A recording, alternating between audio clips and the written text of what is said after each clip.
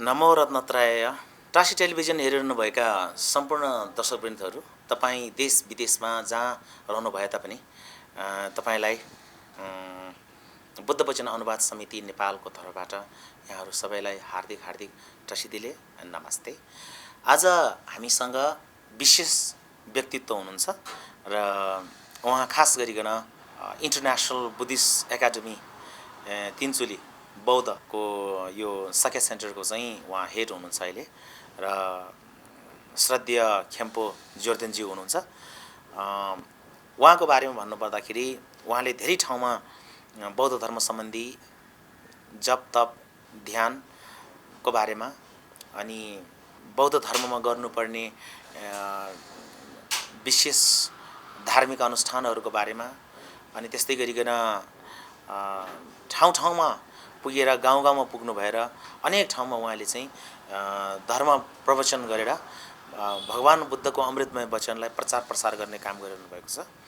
उहाँले संसारकै सबैभन्दा महँगो हार्वर्ड युनिभर्सिटी बोस्टन युएसएमा चाहिँ ग्रेजुएट गरेर चाहिँ त्यसपछि फर्किनु भइसकेपछि अनि उहाँले धेरै ठाउँमा अङ्ग्रेजी भाषामा उहाँले धेरै विदेशीहरूलाई चाहिँ उहाँले बौद्ध धर्ममा शिक्षित गरिसक्नु भएको छ, दीक्षित गरिसक्नु भएको छ, प्रवचन दिइसक्नु भएको छ। ठाउँ ठाउँमा इन्स्ट्रक्सन्सहरू इनिसिएसनहरूको बारेमा उहाँले धेरै कुराहरूको बारेमा चाहिँ बताइसक्नु भएको छ। र त्यसै गरिकन आज हामीले तपाईँहरू समक्ष भेनेरेबल खेम्पो जोर्देनज्यू अथवा श्रद्धेय खेम्पो जोर्देनज्यूलाई यहाँ आमन्त्रण गरेका छौँ बिटिसी नेपालको टिमले र उहाँलाई धेरै धेरै धन्यवाद। सबैभन्दा पहिला उहाँलाई हामी स्वागत गर्छौँ। स्वागत छ हजुरलाई गुरु। हजुर नमस्ते। र अब हामी ढिलो नगरिकन आज हाम्रो विषय रहेको छ आर्य अष्ट सहस्रीका प्रज्ञा पारमिता अर्थात् गेतोङबाको महिमा के हो, गेतोङबा कस्तो हो, यो यसको अनुशंसा, यसको लाभ, यसको फाइदा र यसको पुण्य लाभ गर्ने तौर तरिकाहरू र यो गेतोङबालाई पाठ गर्नाले मात्रै के लाभहरू हुन सक्दछ र यो के हो त खास हिमालयन बौद्ध परम्परामा बौद्ध कम्युनिटीमा भनौँ चाहिँ यो गेतोङबा अथवा बुम भन्छौँ अथवा युम भन्छौँ अथवा यो प्रज्ञा पारमिता अत्यन्त चाहिँ लाभकारी, अत्यन्त कल्याणकारी, अत्यन्त मोक्षप्रदायक, अत्यन्त तपाईको चाहिँ यो पुण्यवर्धक भएको कारणले गर्दाखेरि यो चाहिँ हामीले पाठ चाहिँ गर्छौँ तर यसको बारेमा अलिकति थाहा चाहिँ हामीले कम पाइरहेको हुन्छौँ। त्यो भएको कारणले यसको बारेमा अलिकति विस्तृत जानकारी दिनको लागि आज हामीले श्रद्धेय गुरु खेम्पोज्यूलाई आमन्त्रण गरेका छौँ। अब हामी उहाँकै मुखारबिन्दबाट यो आर्य अष्ट सहस्रीका प्रज्ञा पारमिता जस्तो गम्भीर सूत्रको बारेमा उहाँकै मुखारबिन्दबाट प्रवचन श्रवण गरौँ। धन्यवाद। Namaste, Tashi Dele, and hello to everybody. Today I'm going to talk a little bit about the very important Mahayana Sutra or the text which is known as Prajnaparamita Ashtasasika. हाम्रो Tibetan त्यसलाई we call it Getongpa, right? So which means actually Prajnaparamita in 8,000 lines. So this is actually a very, very important Mahayana Sutra. So I just want to give you a general ideas, right? You all know that Buddha, Shakyamuni Buddha, right? The current Buddha or the Buddha of this Kalpa, who was born in Lumini and taught over 40 years. And that the teachings that he has given were collected, right? And now that those teachings that are available in the world today, for example, that is in Tibetan, we call it Kanjuru, which means, of course, this is a two-syllable word, Kanjuru in Tibetan. Ka refers to the words of the Buddha, his command, Buddha's word. Gyur, the second syllable, means translation. Of course, Buddha has spoken these teachings in different language. Whether it's a Pali language or Sanskrit language, nobody really knows. However, what we have today in the Tibetan language is all translated from Sanskrit, from Indian language Sanskrit. So that's why it gets the name Kanjur, which means the words of the Buddha translated, of course, into Tibetan. So that means the Kanjur. And of course, this Kanjuru is a collection of words of the Buddha. All together, you find this today in this kind of volume, this size of volume in Tibetan style book. We call it pustika or pustaka, meaning the volume. Altogether, in one particular edition in Tibet, that's called Dirgi edition. So when you put it together, then there are 103 volumes. So that's all the words of the Buddha translated into Tibetan language, which is available today. Which doesn't mean that the Buddha has only given this much teaching. His teachings were limitless. So that, again, I just want to let you know that the teachings of the Buddha are limitless. However, what we have today is collected into this called Kanjur, that is 103 according to one particular edition. And this, the Prajnaparamita Ashtasasika, is one of those volumes among 103. Okay? But all these 103 volumes have different categories of sutra and abhidharma and different kinds of things like tantra and so forth and so on. And when we go with these kind of categories, and this particular text, this particular volume belongs to the category of Prajnaparamita Sutra. So Prajnaparamita Sutra, again, is not just limited to this particular one volume. And Prajnaparamita teaching is also known as the Great Mother, the Mother Prajnaparamita. So this is the most profound and vast teaching of the Buddha. And so this has three different, divisions. The lengthy one, number one, the most detailed, the lengthy one, and then medium length, and the short length. So according to these, the most elaborate, the lengthiest one is 12 volumes, right? And then next is medium size, that is 3 volume. And then this one is the shortest one according to these 3 different categories, 3 different divisions. So this text itself has 8,000 lines. So that's why Ashtasahasika. Ashta means 8, right? Sahasrika means like lines or padas, or in other words, maybe shlokas. So, this has been translated into Nepalese language.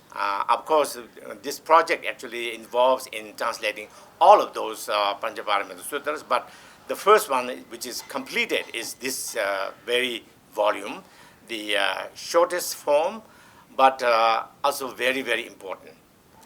And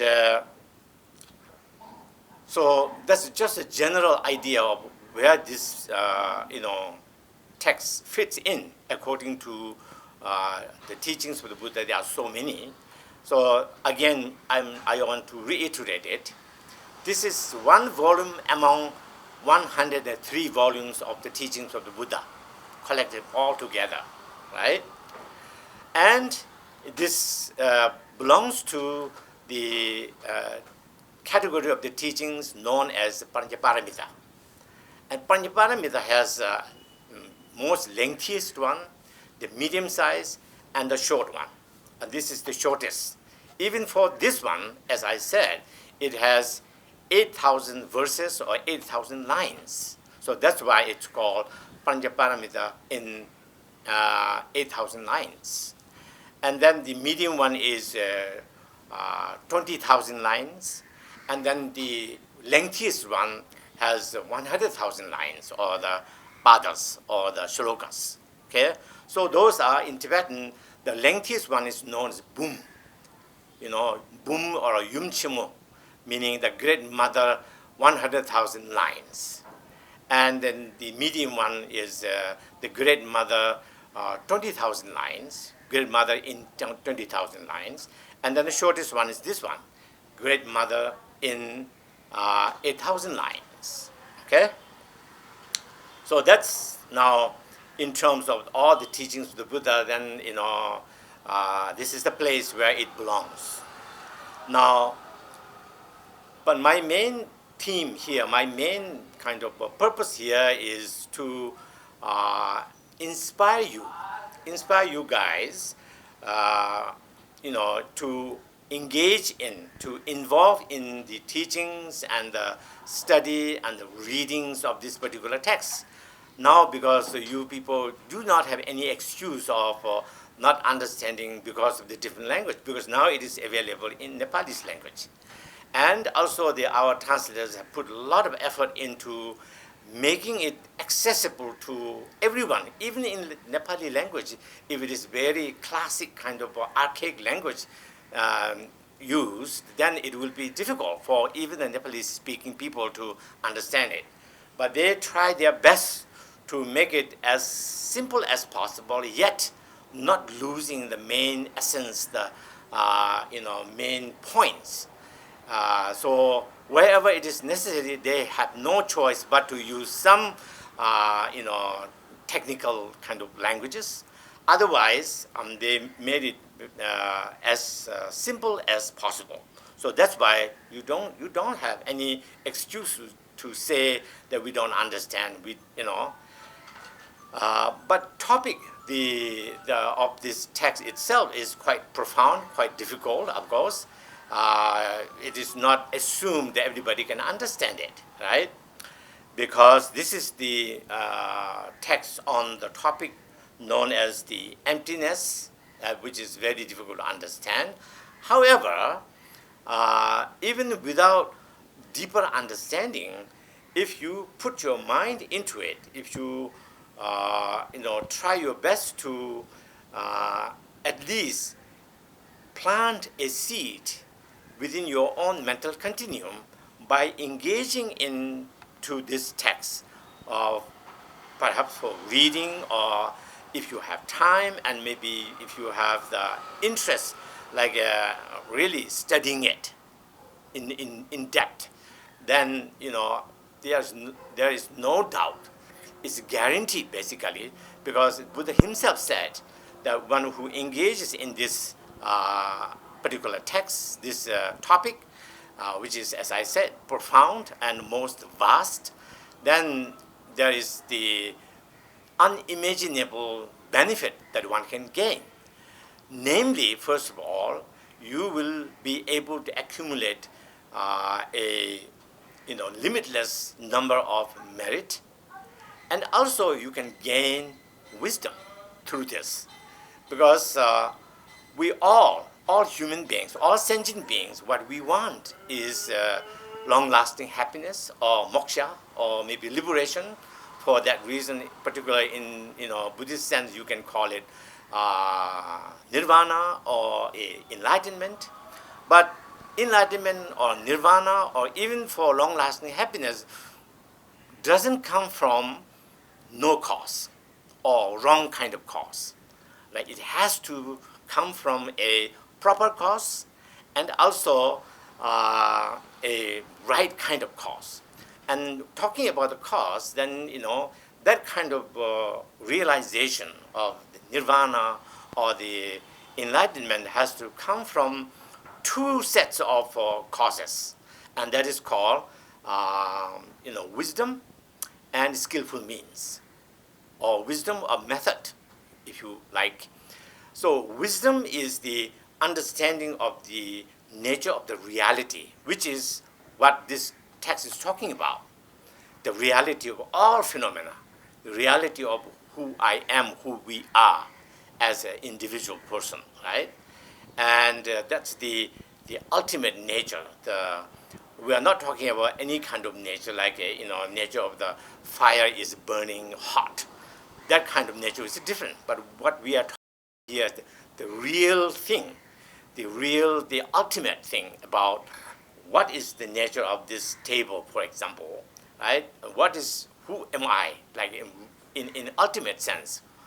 So then, it is saying that the ultimate nature of all phenomena is emptiness or no self and all of those. So when you realize this, then, you gain this ultimate sense of wisdom.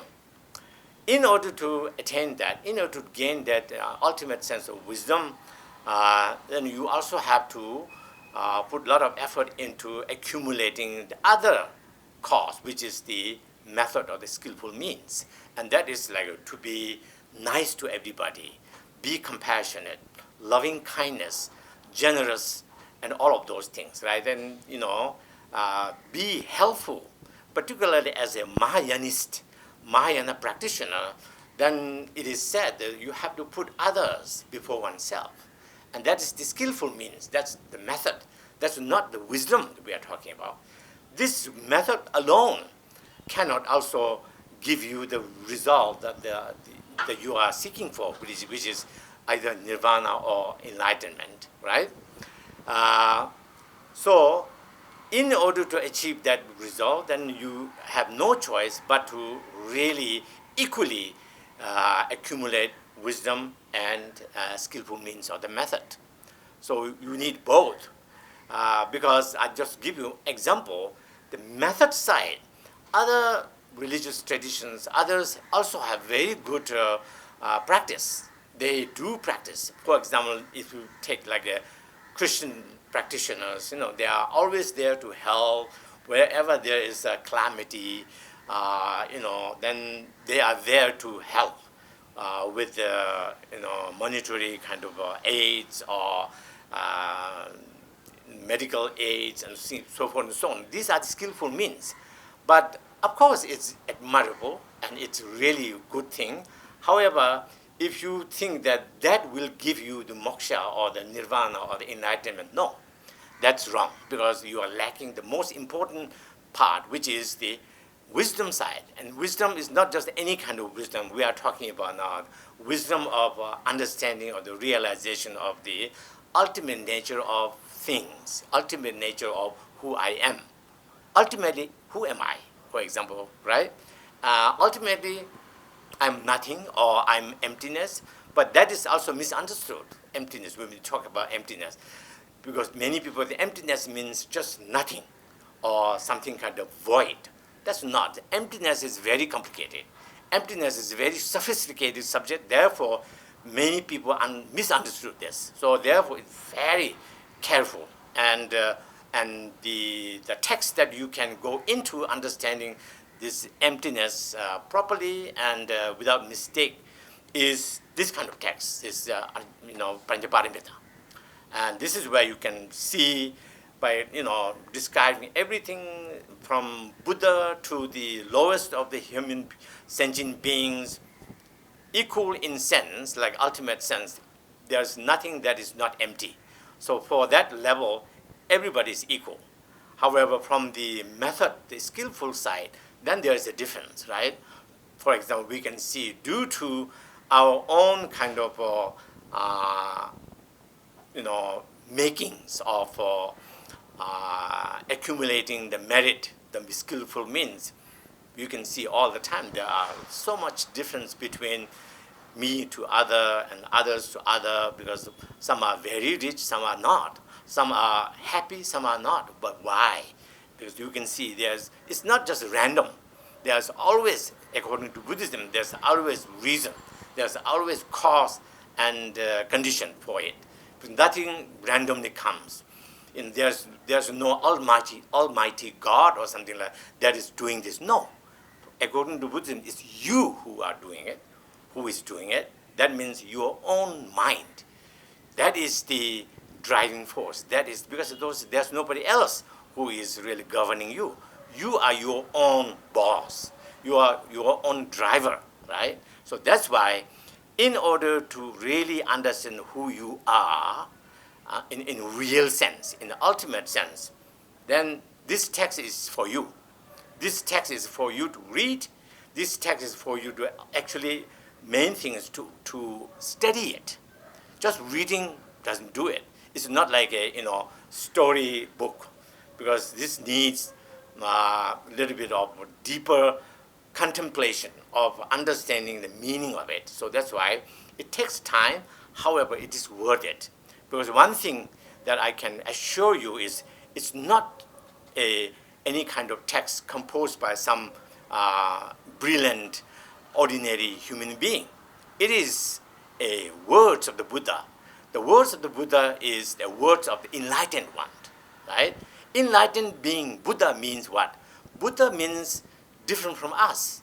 We are a person, we are a human being with full of mistakes, full of shortcomings, full of negative emotions or the kleshas. The Buddhas are the perfect ones who have already abandoned or get rid of all the mental afflictions or kleshas and gain all the perfected qualities that is to be gained. So that's why Buddha, particularly in this case, we are talking about the historical Buddha Shakyamuni, who taught this teaching, and he is the one who has gained all the qualities and abandoned all the negative kind of emotions. So basically, he is a perfected one. So that's what we call, some Buddha, not only just Buddha, some Buddha, or like a perfected one, a perfectly enlightened one. There are many beings who are enlightened, of course. Bodhisattvas are enlightened, but the difference between Bodhisattva and Buddha is the perfectly enlightened being. Okay, so that's why when we read this text, we are actually mimicking, or we are actually repeating, maybe almost in the sense of repeating the words the Buddha has spoken 2,500 years ago. And fortunately, we have this available for us. And so these are the words at that time he uttered, of course, in different language.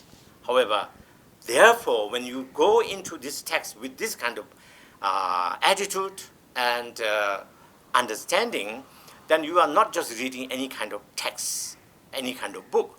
You are actually getting into a text which can at least give you blessings, So that's why by reading this text, you are actually directly remembering, recollecting the Buddha himself. So in other words, you are now using your own mouth and your own body in order to repeat the words of the Buddha that has been spoken 2,500 years ago, right? So that's why you can see, when we say, there's a blessing by reading this, by contemplating on this, by studying this, you will accumulate lots and lots of merit and wisdom. The reason is what I just said, because of that, So that's why, due to this, it also gets a name, the mother, the great mother, because when we say mother, automatically it conveys the message that that woman whom we call mother has given birth to child, right, son or daughter. Similarly here, why this particular text, the Panchaparamita, is known as mother, because this Panchaparamita will give birth to children of the Buddha, which is bodhisattvas. And bodhisattva right? Then, through the practice of Panchaparamita, will eventually become Buddha. So that is why it is called, the Panchaparamita Sutra is the mother of all three times Buddha. Buddha of the three times. The past Buddha, the present Buddha, the future Buddha, all will attain Buddhahood through the practice of Panchaparamita. So that's why Buddha himself said that whoever wants to attain nirvana or the enlightenment must go through the practice of Panchaparamita. When you go through the practice of Panchaparamita, while you are practicing it, while you are studying it, then when you are practicing the Panchaparamita, you are already with Buddha all the time.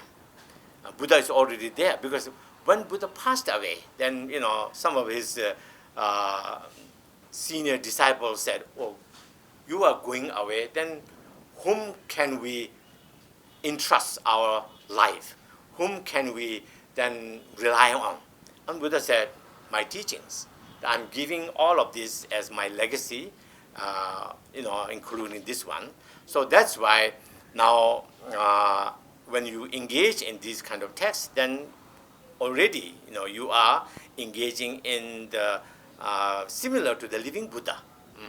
And particularly my teacher Khenchen Abe Rinpoche once said that he actually respects more the teachings, the texts of the Buddha than the statues, the tankas, and all of those things. Because reason is, the very profound reason, he said, text will speak to you. Tanka will never speak to you. Image will never speak to you.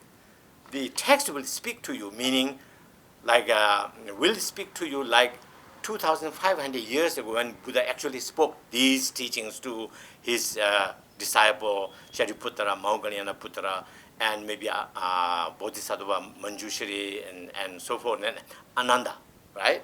And so here particularly, he's giving this teaching to a bunch of students. When you read this, it's a dialogue, back and forth, Buddha speaking, and then students are asking him, and among the students also they are conversing, discussing about the topics.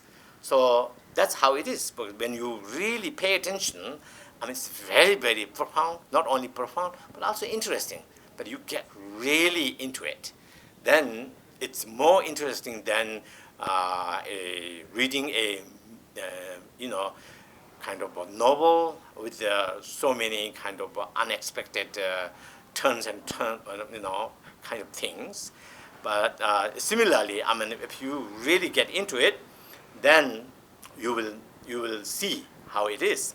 And so this text has 32 chapters. And so when you go into it, then for sometimes like one particular chapter, you can choose that chapter and maybe indulge yourself in it and really thoroughly then understand it, and then go to the next chapter, and so forth on. It's really, really inspiring. Particularly the chapter, couple of last chapter, so in Tibetan, there is the Bodhisattva who is known as Tatungu, so which means actually always weeping, always crying. And he got this name because he is Bodhisattva, and actually it's not just name. He is always crying. The reason is because he's always looking out for fellow sentient beings, and he sees them all suffering. So that's why constantly he's weeping, crying. So that's why he got his name. And he came to seek teachings from his teacher, another Bodhisattva, very high-level Bodhisattva. It's called Chopa. So the last two chapters were chapter 30 and 31 are these two. One on this Tatungu, and then Chopa. And then very last one, the 32nd, is now interesting. Buddha giving teachings, almost completing, and finally he entrusts the teachings to Ananda, his disciple, saying that now I have given this teaching, and go and spread it and encourage people to study it, to even publish it, to rewrite it, make copies, and make copies available to other people, and encourage them to read, study, and contemplate. And then, as I said, through this, there is the enormous amount of merit that you will accumulate, and also wisdom that you will gain, right? So that's why I'm here to, all the people who are interested in Buddhism in general, and particularly this particular text, and Panchaparamita text in general, and especially now this one, the Ashtasasika, or the Panchaparamita in 8,000 lines. Please join this group of translators here, because they also put a lot of effort, and their original kind of intention, their original motivation was coming out of genuine compassion, genuine kind of loving kindness. Being a Mahayana practitioner, they just don't want to give it themselves, keep the profound teaching like this to themselves. They want to share it. Sharing this kind of profound and very, very meaningful teaching is one of the principles of Mahayana practice. This is what they have done. They put a lot of effort into it, and they are still doing it. The rest of the Panchaparamita texts being translated here. And so therefore, I just want to take this opportunity to encourage people out there, Nepali-speaking people who have roots in Buddhism or not, doesn't matter. You can start from now and get into it, and then you can also form like a study group among friends and discuss on the topic of this kind of nature. Or maybe sometimes you can also invite teacher and maybe give instructions and teachings on this particular text. And you can do so many different things, but making group is one thing, because that encourages each other, uplift one's own kind of interest and devotion, and through this way the kind of societal or community-based merit making, merit accumulation is very powerful. So take that into mind, and then just do as much as you can, because I can guarantee you it's not like any other subject matter that you get into, but this is something worthwhile. This will never this will never go in vain. So any kind of step that you take forward into engaging in this text, you have gained something. You always have that. Is nobody's going to take it away from you. You will have it 100% for yourself. Okay. So therefore, this is what we have here. And another thing that I want to also let you know is this text will soon be also available in audio, format. So you can get into the website of this translation group here, and where you can get the audio so that you can listen to, right? If you have difficulty like pronouncing or something like that, that's where you can get the help. But most important is you have to do it yourself. That's the most important, most productive, most most profound thing to do. And so that's one thing as an announcement, like availability in audio very soon.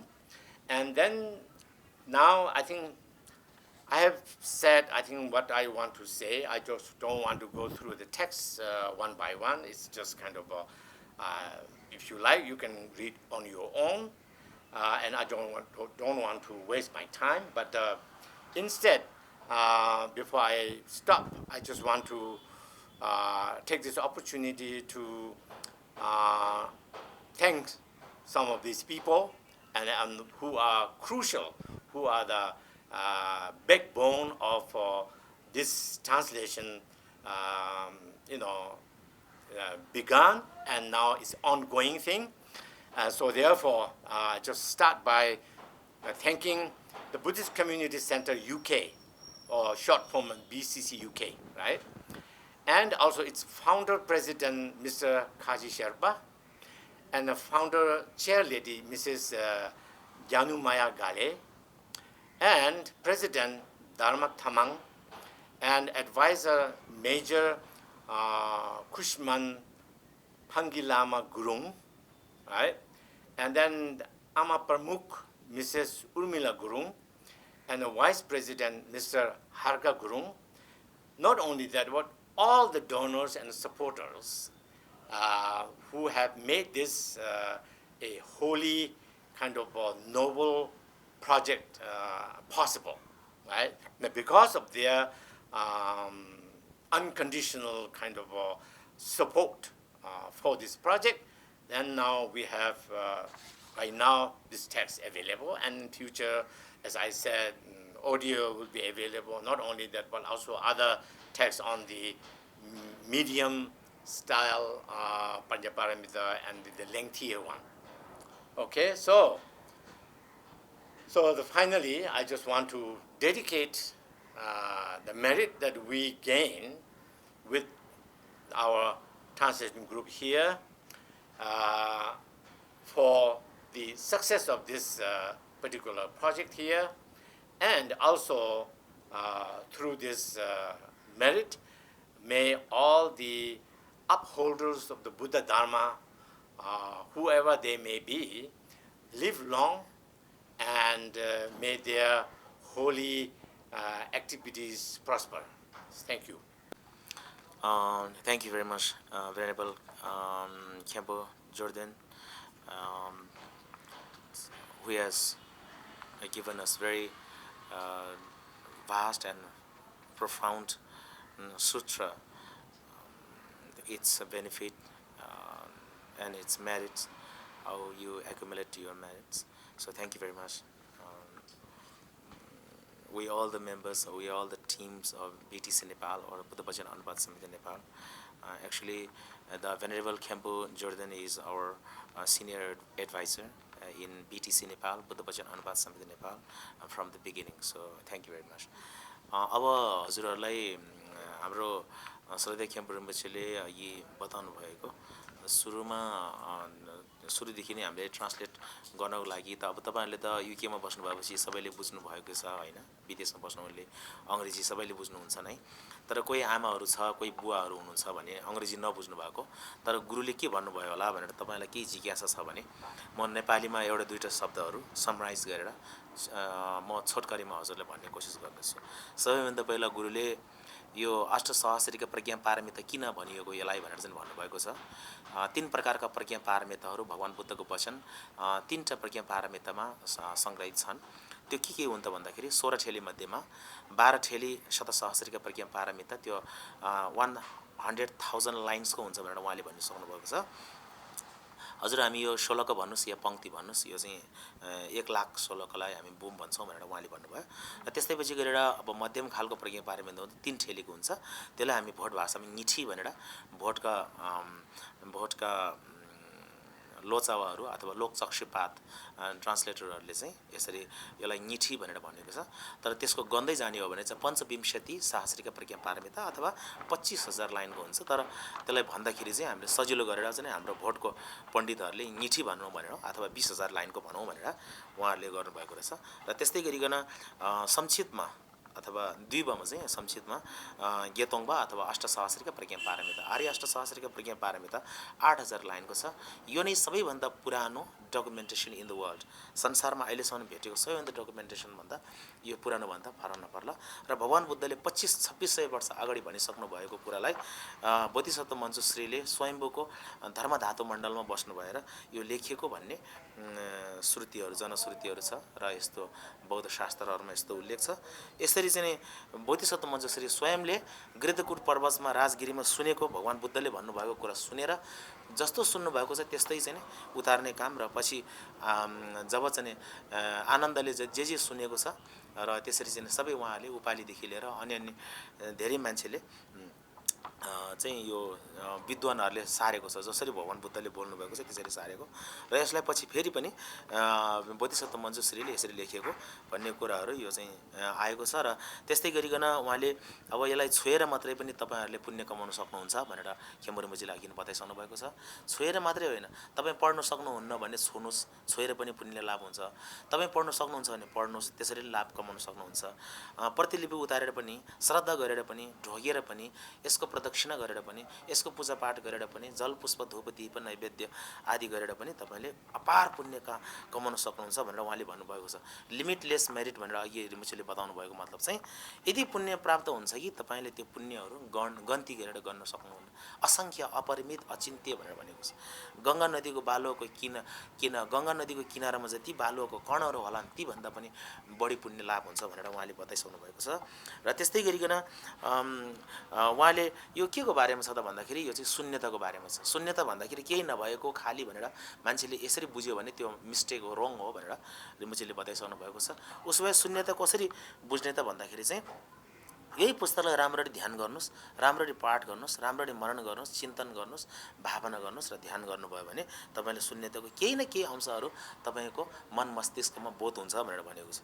तपाईँले म को हुँ, म खोज्दै जाँदाखेरि म पाउनुहुन्न भनेर चाहिँ उहाँले एउटा उदाहरण पनि दिनुभएको छ। यो टेबल के हो, यो कप के हो र यो वस्तुहरू के हो? कुनै पनि वस्तुको आफ्नै स्वतन्त्र सत्ता हुँदैन। त्यो स्वतन्त्र सत्ता यी वस्तुहरू सबै चाहिँ मान्छेले नामाकरण गरेको, न्वारण गरेको मात्र हुन्। यसलाई यो भनौँ र यसलाई यो नाम दिउँ भनेर मात्रै भनेको। वास्तवमा त्योभन्दा पहिला त्यो आखिर त्यो नामको थियो या त्यो अर्कै नामको थियो। त्यस कारणले कुनै पनि वस्तुको आफ्नै स्वतन्त्र सत्ता हुँदैन। डिपेन्डेन्ट ओरिजिनेसनको बेसमा अथवा प्रतीत्य समुत्पादको आधारमा मात्रै कुनै पनि वस्तुको अस्तित्वलाई हामी समृद्धि सत्यको रूपमा लिन सक्छौँ भनेर उहाँले भन्नुभएको छ। तर परमार्थ सत्य र एब्सोल्युट ट्रुथ र अल्टिमेट ट्रुथको हिसाबमा सबै चाहिँ शून्यताको नेचरमा हुन्छ, स्वभावमा हुन्छ भनेर गुरुले बताइसक्नु भएको छ। र त्यस्तै गरिकन हामीले यो सुरुमा चाहिँ गाह्रो हुन्छ यो पुस्तक तपाईँले बुझ्न सक्नु, किनभने यो गम्भीर सूत्र हो। यो कुनै कथा होइन, कुनै कहानी होइन, चलचित्रको पर्दामा देखिने कहानीहरू पनि होइन, कुनै तपाईँको निबन्ध पनि होइन यो। र त्यस्तो भएको कारणले चाहिँ यो कुनै उपन्यास पनि होइन। त्यस कारणले चाहिँ हजुरहरूलाई यो बुझ्न अलिक गाह्रो हुन्छ। तर पनि श्रद्धा गर्नुहोस्, सुन्नुहोस् तपाईँले, पाठ गर्नुहोस्, तपाईँले अपार पुण्य लाभ गर्न सक्नुहुन्छ। तर बिस्तारै बिस्तारै तपाईँले धेरै प्रयास गर्नुभयो भने यसको अर्थहरू खुल्दै जानेछ भनेर रिमुछीले बताउनु भएको छ। र त्यस्तै गरिकन थाप्ताङ सेराको बारेमा उपाय र प्रज्ञाको बारेमा पनि उहाँले गर्नुभएको छ। यदि तपाईँसँग उपाय नै छैन भने तपाईँले कसरी प्रज्ञाको आर्जन गर्न सक्नुहुन्छ भनेर भन्नुहुन्छ। प्रज्ञा आर्जन गर्नको लागि सबैभन्दा उपाय गर्नुपर्ने हुन्छ। षट पारमिताहरूलाई पार गर्नको लागि दान पारमिता र शील पारमिताहरू पार गर्दै 1 2 3 4 गरेर चाहिँ जानुभयो भने बल्ल तपाईँले अन्तिममा प्रज्ञा पारमिताको अवस्थामा तपाईँ पुग्न सक्नुहुन्छ भनेर पनि उहाँले भन्नुभएको छ। त्यस्तै गरिकन चाहिँ अब जति पनि हामीले पाउने दुःख र सुखहरू आफ्नै कर्म, आफ्नै मनको कारणले तपाईँले अनुभूत गर्ने हो भनेर चाहिँ भन्नुहुन्छ। कुनै पनि त्यस्तो ईश्वर छैन जसले तपाईँलाई दुःख दियोस् र कुनै पनि त्यस्तो ईश्वर हुँदैन। महायान बौद्ध धर्मको कन्सेप्टमा चाहिँ अनुसार चाहिँ कुनै पनि त्यस्तो ईश्वर हुँदैन जसले तपाईँलाई दुःख मात्रै दियोस् र कुनै पनि त्यस्तो ईश्वर पनि हुँदैन जसले तपाईँलाई सुख मात्रै दियोस्। तपाईँले भोग्ने भोगाइहरू, अनुभूतिहरू, यी दृश्य परिदृश्य, घटना परिघटनाहरू सबै चाहिँ आफ्नो कर्म र तपाईँको कर्मको खेल र अथवा कर्मको प्रारब्ध, तपाईँले गरेको पहिलो जन्ममा गरेको कर्म र यसै जन्ममा सञ्चय गरेको कर्मको प्रारब्ध अथवा कन्सिक्वेन्सेस अथवा रिजल्ट भनौँ अथवा त्यसको फल भनौँ। त्यसरी भोग्ने भोगाइहरू फरक हुन्छन्। कोही सुखी हुन्छन् त कोही दुखी, कोही धनी हुन्छन् त कोही गरिब। ती सबै यस्ता दृश्यहरू फरक फरक देखिन सक्छ भनेर चाहिँ गुरुले बताउनु भएको छ। यसरी चाहिँ श्रद्धेय खेमुरमुछीले यो पुस्तक जननी हो भनेर चाहिँ भन्नुभएको छ। कसरी, कुन आधारमा जननी, कुन रूपमा जननी अथवा कुन दृष्टिकोणले जननी भन्दाखेरि त्रिकाल बुद्धका अतीतमा भएको बुद्ध, वर्तमानमा रहेको शाक्यमुनि बुद्ध र भविष्यमा आउने बुद्धहरू सबै चाहिँ यसै प्रज्ञा पारमिताको ज्ञान लिएर नै उनीहरूले बुद्धत्व प्राप्त गर्न सकिने भएको भएको कारणले यसलाई चाहिँ जननी अथवा युम भनेर भनेको युम भनेको आमा हो। यो सबै चाहिँ बच्चा जन्माउने आमा कस्तो खालको बच्चा भन्दाखेरि बुद्ध तथा बोधिसत्वहरू जस्ता परकल्याण र पलहितको लागि जहिले पनि समर्पित रहने त्यस्ता व्यक्तित्वहरू जन्माउने नै यो युम हो अथवा यो प्रज्ञा पारमिता हो। त्यसकारणले यसलाई भोट भाषामा युम भनेर ट्रान्सलेट गरेको छ भनेर गुरुले त्यो पनि भन्नुभएको छ। त्यस्तै गरिकन श्रद्धेय खेम्बुज्यूले अघि एउटा महत्त्वपूर्ण कुरा पनि म चाहिँ जब बुद्ध कुशीनगरमा बुद्धले यो भौतिक शरीर त्याग्नको लागि अन्तिम सास फेरिरहनु भएको थियो, त्यति बेला धेरै राजा महाराजाहरू जम्मा भएर दुखित र चिन्तित भएर त्यहाँ प्रश्न गरेको थियो, तपाईँ परिनिर्वाणमा प्रवेश गर्नु भइसकेपछि हामी केमा आश्रित हुने र कसलाई आश्रित हुने? यस्तो प्रश्नमा भगवान् बुद्धले मुस्कुराउँदै के भन्नुभएको थियो भन्दाखेरि मैले 84,000 धर्मस्कन्धहरू छोडेर गएको छु र तपाईँहरूले म नभए भने पनि यही धर्ममा तपाईँलाई आश्रित हुनु नै, यो धर्ममा आश्रित हुनु भनेको नै ममा आश्रित हुनु हो भनेर उहाँले उत्तर दिनुभयो भनेर चाहिँ खेम्बुरेमुजीले अहिले त्यो पनि बताउनु भएको छ। र त्यस्तै गरिकन चाहिँ अब अन्तिम च्याप्टरको अन्तिममा यो 32वटा परिवर्तन छ। अष्टसहस्रिका प्रज्ञा पारमिता भनेको 32वटा च्याप्टर अथवा अध्याय अथवा परिवर्तनमा विभाजित छ र यसको अन्तिममा बडो घतलाग्दो एउटा कहानी छ। त्यो कहानी चाहिँ सधैँ रोएर बस्ने बोधिसत्व जसको नाम चाहिँ प्रारुदित भनेर चाहिँ नाम दिएको छ। र त्यस्तै गरिकन छोफक भनेर चाहिँ अथवा एउटा सिनियर बोधिसत्व धर्मोद्गत र यो प्रारुदित बोधिसत्वले आफ्नो गुरु धर्मोद्गतलाई भेट्नको लागि आफ्नो ज्यानै आहुति दिएर चाहिँ गरेका दुःख कष्ट सहेर चाहिँ धर्म श्रवण गरेको कुराहरू यो आर्य अष्टसहस्रिका प्रज्ञा पारमिता छ भनेर चाहिँ यसरी भन्नुभएको छ। अन्तिममा उहाँले सबै अडियोको लागि सहयोग गर्नुहुने सबै हाम्रो बिसिसी युकेका पदाधिकारीहरू सबैलाई चाहिँ उहाँले धन्यवाद पनि दिनुभएको छ। र तपाईँहरू पनि हामीसँग जोडिन चाहनुहुन्छ भने अन्तिममा तपाईँले www.btcnepal.org मा लगइन गरेर हामीलाई हेर्न र सुन्न सक्नुहुन्छ। भवतु सब मङ्गलम।